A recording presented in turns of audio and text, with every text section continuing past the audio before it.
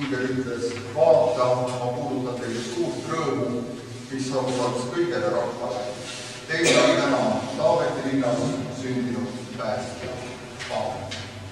Soovin, et see rõõm, mida kuulutas Ingel, saaks osaks meile ka. Ja täna oleks meil üks ilus päev, õnnistatud jõududele kõigile. Ja laseme nendel ka sisse tulla, kes veel väljas on.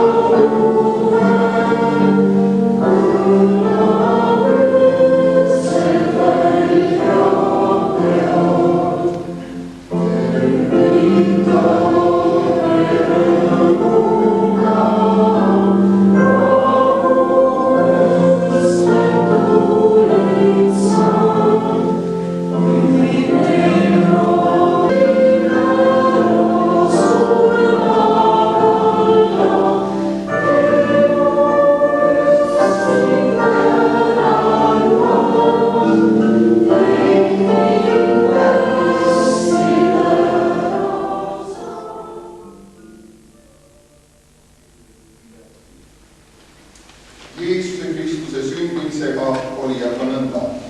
Tema ema Maarja, kes oli Joosepiga pihlatud, leidis enne enda koju viimist, et olla pühast vaimust vast. Tema mees Joosep aga, kes oli õiglane ega tahtnud teda avalikult häbistada, võttis nõuks ta salaja minema saata. Aga kui ta seda mõtles, vaata, siis ilmus talle unenäos issanda ingel, kes ütles: Joosep, Taaveti poeg, ära korda oma naist Maarjat enese juurde võtta, sest laps, keda ta kannab, on pühast vaimust. Ta toob ilmale poja ning sina paned talle nimeks Jeesus, sest tema päästab oma rahva nende pattudest. Kõik see sündis, et läheks täide, mida issand on rääkinud prohveti kaudu. Näe, neid siia lapse ootele ja toob ilmale poja ja teda hüütakse nimega Immanuel, see on tõlkes Jumal on meiega. Kui Joosep unest ärkas, tegi ta nõnda, nagu issanda ingel oli teda käskinud. Ta võttis oma naise enese juurde, ent ei puutunud temasse, enne kui Maarja oli poja ilmale toonud. Ja ta pani lapsele nimeks Jeesus. Aamen. Tunnistuge. Ruutakem sinna Petlemma linna tulge nüüd kõik. Tähtsara meid juhib meid veel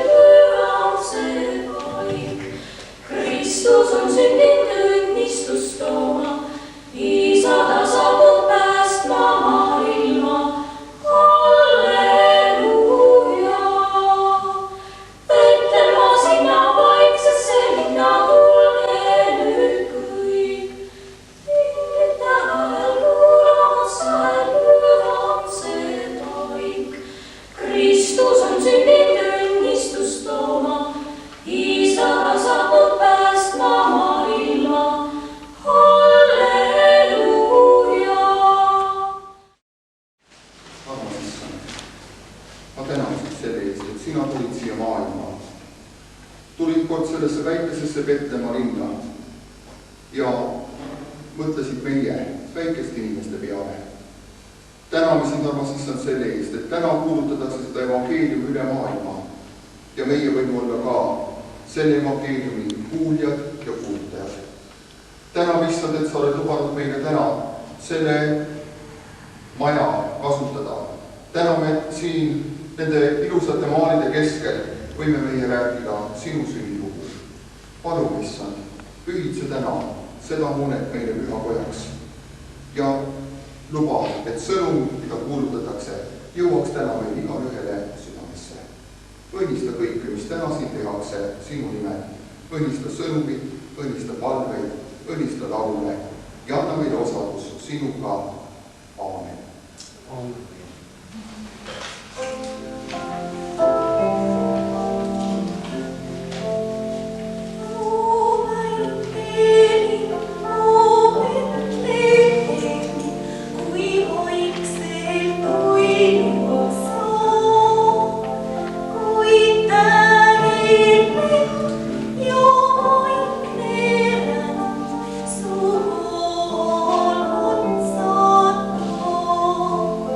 So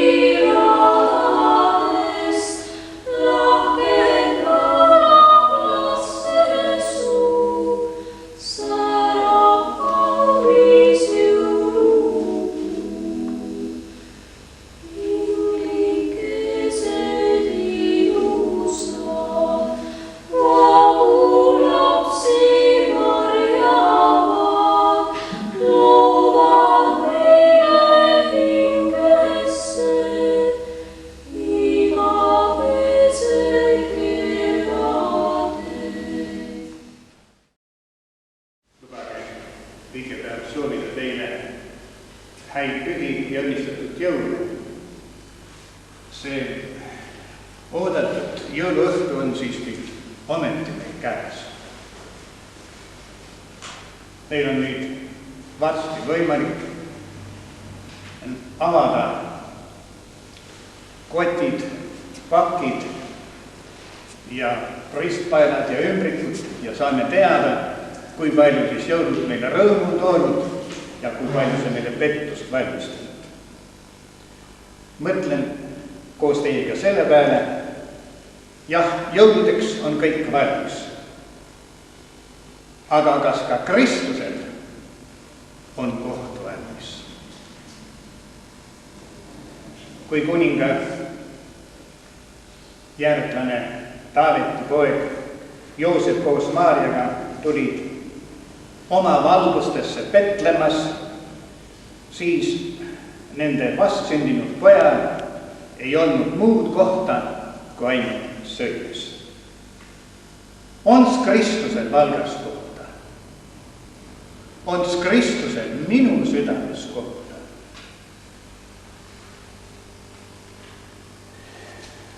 Lubage, ma mõtlen sellele, et Jeesus ei tule mitte sellisena väikese lapsena, nagu ta tuleb teist viisi. Kuidas Jeesus tuleb meie? Ma armsad, ma meenutan täna sellel pühal õhtul ühe värske loo oma elust, millele mõeldes praegu jalad kipuvad värisema. Iga korralik inimene püüab jõulude ja aastavahetusel ikka korra saunas ja kirikus ära käia. Nii oli mul ka siis võimalus saunas ära käia juba. Ja isegi pääsesin leiliruumi ja lavale. Ja sinna tuli üks väike vana mehkene. Ta otsis veenikut. Meil ütlesid talle, otsi eestruumist, siin ei saa, ei ole. Mees läks, otsis eestruumist, tuli tagasi, ei ole. No küsi saunamehe käest. Läks, käis ära, tuleb tagasi, ei ole. Nii ta käis 3-4 korda, ma peatan ta kinni ja küsin tema käest, mis on? Kas sa kaotasid viha ära? Ei, mul ei olnudki viha, aga keegi ei anna ka. Mul oli uus värske viht, millega ma tavaliselt 3-4 korda käin. Kas annan? Aga kui ma nägin ta rinnal hõbedat Kristuse risti, siis ma jahtusin. Kas järsku see ei ole Kristus? Sest ta ütles, mida te mul vähemale vennal olete teinud, seda olete mulle teinud. Ma andsin, võtta, viitle. Ta tuli tagasi, andis viha ja läks kohe välja. Ma imestan, miks ta välja läks. Aga veel piinlikum oli see, kui ta oli viha saanud, keegi läks ära ja ütles, kust sa viha sai? Ta viitas minu peale ja too heitis mulle kurja pilgu, miks andsid? Miks anti Jeesusele sõimgi siin maa peal? Miks? Sellepärast, et ta vajas seda. Kallid sõbrad, me oleme täna õhtu siin selleks, et meie austaksime ja tunnetaksime Issandat Kristust. Ja ma loen jõuluevangeeliumi, Johannese evangeeliumi järgi, kus on sisuline, põhimõtteline ja tulemuslik evangeelium. Kuula väga tähelepanelikult. Siis sa saad aru sellest, mis sünnib selle inimesel, kes Jeesuse vastu võtab. Siin on sinu, minu, meie kõikide õnnistus. Ma loen 18 salmi Johannese evangeeliumi alguses. Alguses oli sõna ja sõna oli Jumala juures ja sõna oli Jumal. See sama oli alguses Jumala juures.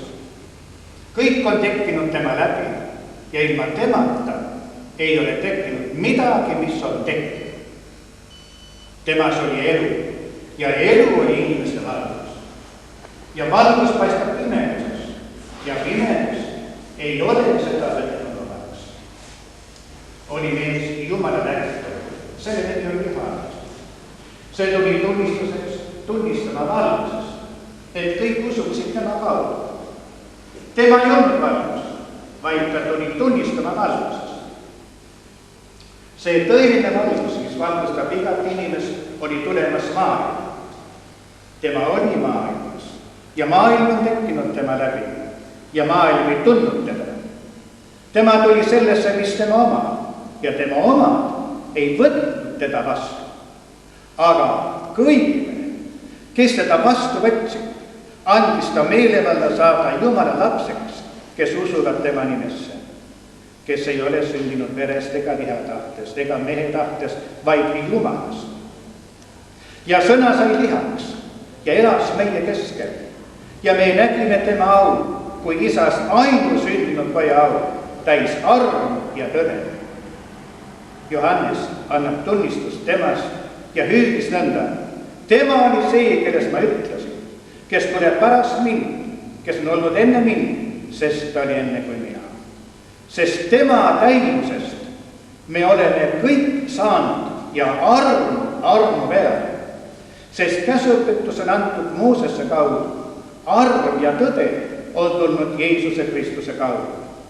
Ükski ei ole Jumalat iial näinud, ainusündinud poeg, kes on isa süles, on temast kõnelenud.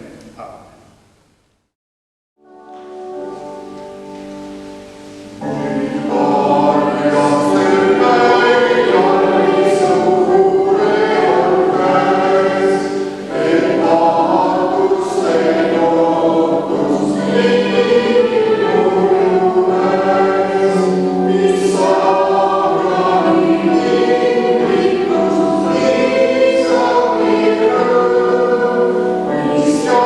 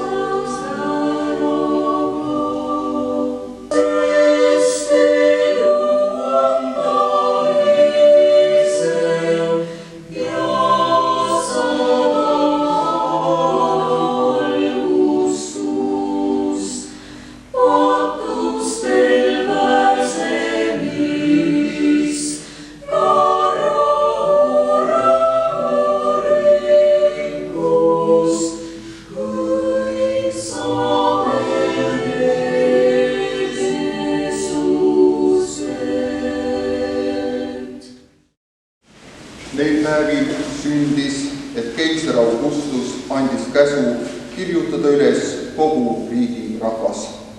See esmakordne üleskirjutus toimus ajal, kui Kyrenius oli Süüria maavalitseja ja kõik läksid ennast kirja panema, igaüks oma linna. Nii läks ka Joosep Galileamaalt Naatsaretist üles Juudamaale, Taaveti linna, mida hüütakse Betlemmaks, sest ta oli Taaveti soost ja pärusmaalt, et lasta end üles kirjutada koos Maarjaga, oma kihlatuga, kes oli lapse ootel. Aga nende sealoleku aegu said päevad täis ja Maarja pidi sünnitama. Ta tõi ilmale oma esimese poja ning mähkis ta mähkmetesse ja asetas sõime, sest nende jaoks polnud majas kohta. Karjased olid seal paigus õitsil ja valvasid öösel oma karja. Issanda ingel seisatas nende juures ja issanda kirkus säras nende ümber ja nad kartsid üliväga. Aga ingel ütles neile, ärge kartke, sest vaata, ma kuulutan teile suurt rõõmu, mis saab osaks kogu rahvale, et teile on täna sündinud Taaveti linnas päästja, kes on issand Kristus. Ja see on teile tunnustäheks. Te leiate lapsukese mähitud ja sõimes magavat. Äkitselt olid koos ingliga taevased väed Jumalat kiitmas. Au olgu Jumalale kõrges ja maa peal rahu, inimestest hea meel. Ja sündis, kui inglid olid nende juurest ära läinud taevasse, et karjased ütlesid üksteisele. Läbi nüüd Betlemma, et näha saada seda, mis on sündinud, mis issand on teatanud meile. Ja nad läksid rutates ja leidsid Maarja ja Joosepi ja lapsukese, kes magas sõimes. Aga nähes teda teatasid nad sõnumis, mis neile oli räägitud selle lapse kohta. Kõik, kes kuulsid, panid seda imeks, mida karjased olid neile kõnenud. Et Maarja jättis kõik need lood meelde, mõtiskledes nende üle oma südames. Karjased pöördusid tagasi, ülistades ja kiites Jumalat kõige eest, mis nad olid kuulnud ja näinud. Kõik oli olnud nii, nagu neile oli räägitud. Aamen.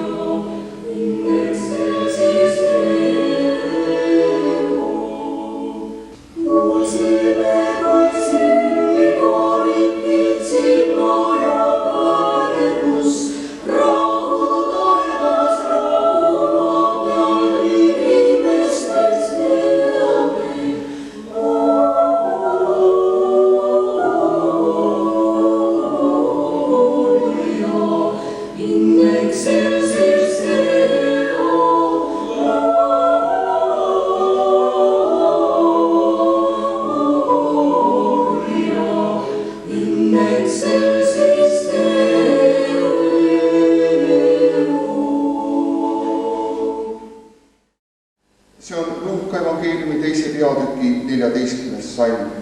Au olgu Jumalale kõrges ja maa peal rahu, inimestest hea meel. Aamen. Äsja laulis neid samu sõnu ka koor. Gloria in excelsis Deo. Au olgu Jumalale kõrges. Me oleme täna muuseumis. See on meie koguduse ajaloos esmakordne juhus vabal tahtel jõululaupäeval minna teenistust pidama kuskile mujale. Ühe korra oleme olnud sunnitud selleks, kui meil oli tulekahju. Aga täna tulime siia sellesse majja, kuhu on kogutud kokku väga palju mitmesugust vana vara. Paljude inimeste jaoks on ka usk ja jõulud üks muuseumi nähtus. Täitsa paras ükskord aastas muuseumi minna ja ükskord aastas kirikusse minna. Sest rohkem ei peeta vajalikuks sellega tegeleda. Ja ütlema muuseumi kohta seda, et sellel majal on oluline koht rahva mälu ja heade traditsioonide säilitamisel. Ja kui kellel on võimalus siia tulla ka mõnel muul päeval, siis võiks tulla küll ja vaadata, mis siin on. Ja küüditamise vaguni, need on asjad, mida meie rahvas oleks hea meelega oma ajaloost jätnud välja, aga me ei saa jätta, need olid seal. Uue kohta öeldakse, et see olevat unustatud vana. Tänapäeval on palju neid, kes lähevad uurima vanavara kuskile muuseumi või otsima arhiivist pabereid. Ka see asutus, arhiiv on ju siinsamas kohe kõrval. Ja siis püütakse sealt leida midagi kasulikku tänapäevaseks rakendamiseks, midagi oma eneseelu korraldamiseks, midagi tulevikus hea saavutamiseks. Kui me räägime ristiusust, siis nii mõnedki selle vastased on ometi pidanud ka tunnistama ristiusu positiivset rolli õhtumaise kultuuri eestvedajana ja tagantlükkajana. Aga ristiusk ei kuulu ainult minevikku. Tal on pakkuda meile palju ka tänaseks päevaks. Või on teil midagi ütelda meile ka tänases päevas. Jõulusündmustikus on kahjuks paljudel üsna udune ettekujutus. Tehkem seda siiski täna. Kui me nii teeme, siis päris kindlasti ei ole meie Jumala teenistus ega selle toimumiskoht ka mitte valesti valitud. Oleme teinud midagi kasulikku ja see annab midagi ka meie järgmistesse päevadesse. On jõuluõhtu. Esimesel jõuluööl, kui seda sõna veel keegi ei kasutanud, kiitsid taevased väed Jumalat. Lapsi sünnib siia ilma kogu aeg. Vanemad ja sugulased on sellel päeval kindlasti rõõmsad. Ka mina olin väga rõõmus, kui mulle lapsed sündisid. Aga taevakoorid nendel päevadel laulma ei tulnud. Ja meie endi sündimise päeval ka ei tulnud taevakoorid laulma. Aga Jeesuse sünni puhul tulid. Järelikult oli tema sünnis midagi niisugust, mida tavalise lapse sünnis ei ole. Ei sündinudki ju tavaline laps, vaid sündis Jumala poeg. Nagu evangeeliumist võisime lugeda, sõna sai lihaks ja elas meie keskel ja me nägime tema kirkust nagu isast ainusündinu kirkust täis armu ja tõtt. Jõulud on meil väga inimese kesksed. Kaubandus püüab rahvale kaela määrida oma kaupa, nii paremat kui ka viletsamat. Ja meie mõtleme ka kingi peale, mida saame, ja võib-olla ka hea prae peale, mis kodus ootab. Aga sünnipäevad neid ju tavaliselt tähistatakse kuidagi teistmoodi. Kuidas oleks, kui läheksime sünnipäevale, astuksime uksest sisse, lükkaksime sünnipäeva lapse kõrvale, istuksime laua taha ja hakkaksime toitu ahmima enesele ette ja suhu. Kuhu see kõlbuks? Me soovime sünnipäeva lapsele ka õnne ja tegeleme sellel päeval temaga. Kui me jõulu ajal jätame Jeesuse kõrvale, siis oleme samasugused matslikud sünnipäevalised, kes sünnipäeva lapsest ei hooli. Täna peaksime siis tegelema temaga, Jeesusega, sest see on tema sünnipäev. Kinke on muidugi hea saada ja paljud rõõmustavad ka sellest, et nad saavad täna teha kingi enesele, enda jaoks tähtsale ja armsale inimesele. Aga Jumal tegi ka kingi. Jumal tegi inimesele väga suure kingi. Ta saatis siia maailma oma poja Jeesuse Kristuse. au olgu Jumalale kõrges ja maa peal rahu. Nii laulsid taevased hääd. Kui meie mõtleme maale ja taevale, siis tundub, et need kaks on küll teineteisest väga-väga kaugel. Mida ühist on pühal taeval ja sellel patusel maa. Aga taevased väed ei rääkinud lihtsalt maast, vaid rääkib ka rahvast maa peal inimeste seast. Aga seda rahu on ju tegelikkuses väga-väga vähe. Ikka jälle saame sõjasõnumeid ja pole just kauge see aeg, kui ka meie mandril Jugoslaavias surid inimesed ja praeguseni on seal võõrad väed valvamas rahu, sest nii kui need ära läheksid, sealsed inimesed oleksid jälle omavahel harmoniga koos. Mida teha? Ja kui me ei kuule parajasti sõdadest, siis kuuleme mõndagi, mis meie oma linnas toimub. Kuidas saaks me seda sõnumit võtta tõsiselt, kui juba 2000 aastat tagasi kuulutati rahu ja seda praeguseni veel ei ole. Aga rahu hakkab ikka peale üksikinimestest. Kujutage ette, et käskaks järsku valitsejad annaksid käsu, nüüd olgu rahu. Nüüd peab olema rahu. Ja kuidas seda siis saavutada? Kes siis rahu ei pea, mis sellega peale hakata? Kas ära tappa? Aga siis ei ole ju enam rahu. Üks vana loogene räägib sellest, kuidas pisikene tüdruk käis mööda tänavat ja koer haukus tema peale. Ja tüdruk ei julenud koerast mööda minna ja üks onu astus koera juurde, võttis koeral suust kinni ja koer ei saanud enam edasi haukuda. Ja onu ütles, mine nüüd koerast mööda. Aga tüdruk ikka ei julenud. Ütles, see haukumine on ikka ju veel tema sees. Me võime hoida koera nina kinni. Me võime sundida inimesed vaikselt istuma. Aga kui see haukumine ja rahutus on ikka nende sees, siis millisest rahust me ikka räägime? See on ju võits. Rahu hakkab peale üksikinimestest. Kui meie südames ei ole rahu, siis olgu meie ümbrus missugune tahes,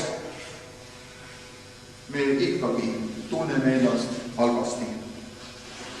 Jeesus, kui tema oli saanud täismeheks ja asunud tegutsema, ütles, rahu ma jätan teile, oma rahu ma annan teile. Mina ei anna teile nõnda, nagu maailm annab. Teie süda ärgu ehmugu ja ärgu mingu araks. Sageli inimesed arvavad, et rahu saabub siis, kui teised inimesed meie ümber saavad kuidagi normaalsemaks. Aga võib-olla muutuvad nad sellisteks alles siis, kui meie muutume normaalseks, kui meie südamesse tuleb rahu. Paljud inimesed süüdistavad Jumalat sellest, mis maa peal toimub. Kui hästi läheb, siis on inimesed tublid, meie ise ja teised, keda meie kiidame. Kui midagi halvasti läheb, siis ütleme, kuidas Jumal võis seda kõike lubada. Aga Jumal seab just meil vastutajateks. Just meie käest nõuab tema aru. Just meie peame olema rahunõudjad ka siin maailmas. Nimetasin äsja Jugoslaaviat, kus oli sõda. Aga siit samast meie Eesti maalt, Tallinnast läks noor tüdruk Jael Puusaar Bosniasse evangeeliumi kuulutama missionäriks. Ja jääb sinna ilmselt mitmeks aastaks.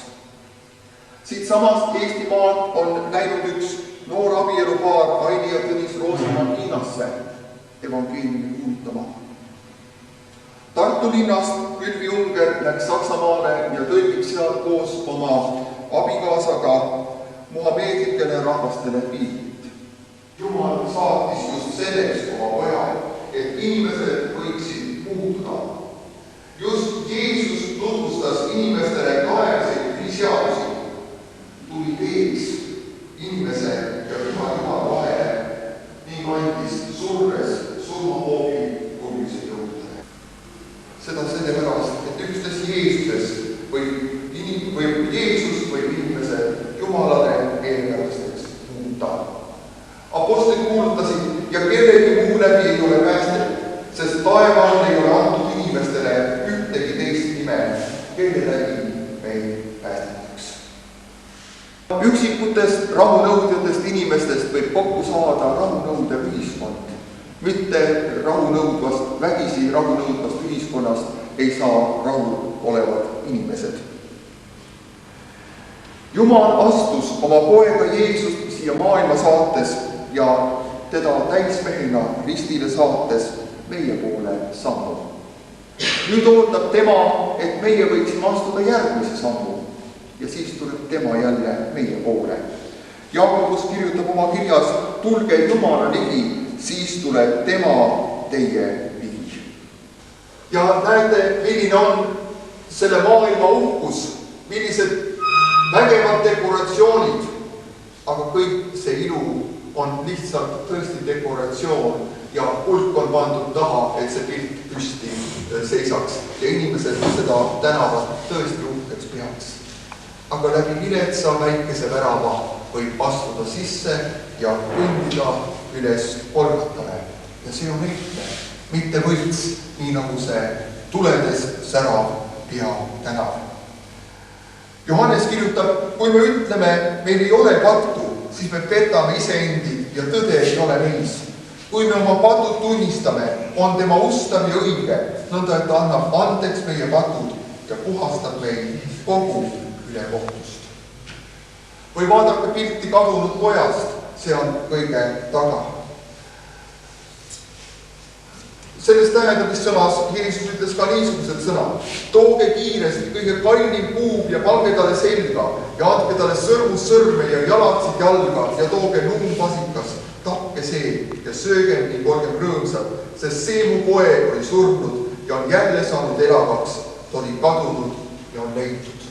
Need sõnad ütles isa siis, kui tema poeg, kes oli läinud laia ilma õnne otsima, isa vara raiskama ja oma päevi tühjusega täitma, tuli ükskord tagasi. Ja teeme hästi, kui sellele kutsele vastame. See ei ole mingisugune vähe esinenud sündmus, vaid seda on esinenud miljoneid kordi, kui inimese südamesse tuleb tõeline rahu.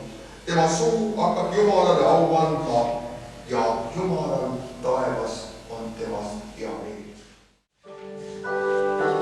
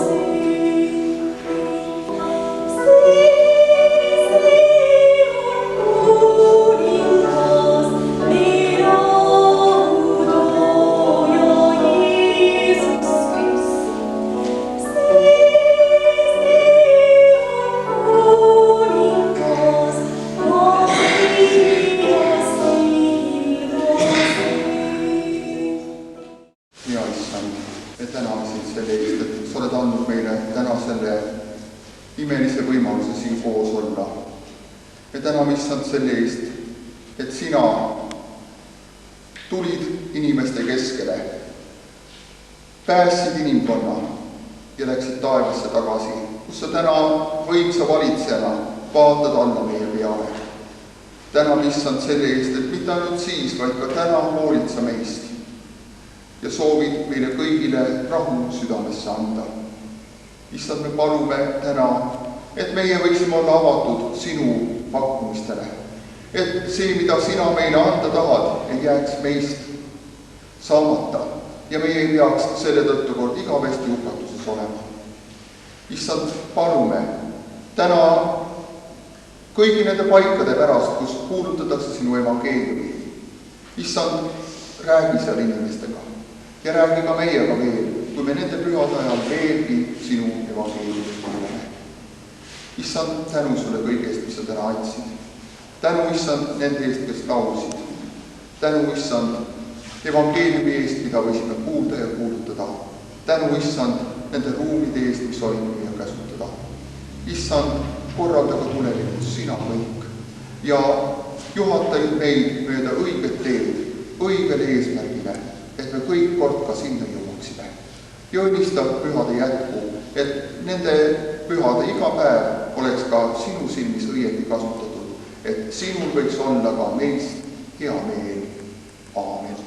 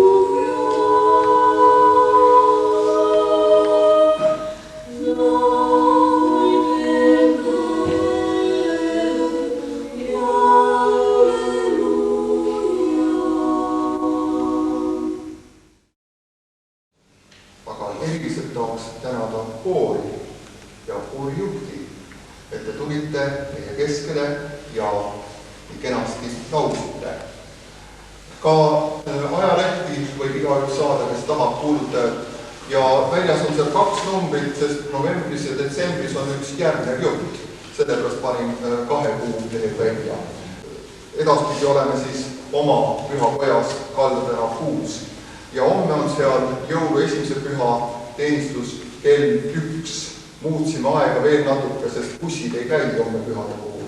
Nii et homme kell 1 vana-aasta õhtul või oleme siis mitte õhtul, vaid oleme hommikul ka kell 11 meie tavalisel ajal, sest see on pühapäev ja 1. jaanuaril samuti kell 1, sest jälle bussid ei käi. Tavapäraselt, kui on tavaline nädal, siis on meil seal kogunemised pühapäeviti kell 11 ja neljapäeviti piibeltund samuti kell 11 hommikul. Soovin teile kõigile õnnistust veel kord nendeks pühadeks. Soovin teile palju rõõmu ja palju rahu ja seda, et Jumalal oleks teist hea meel.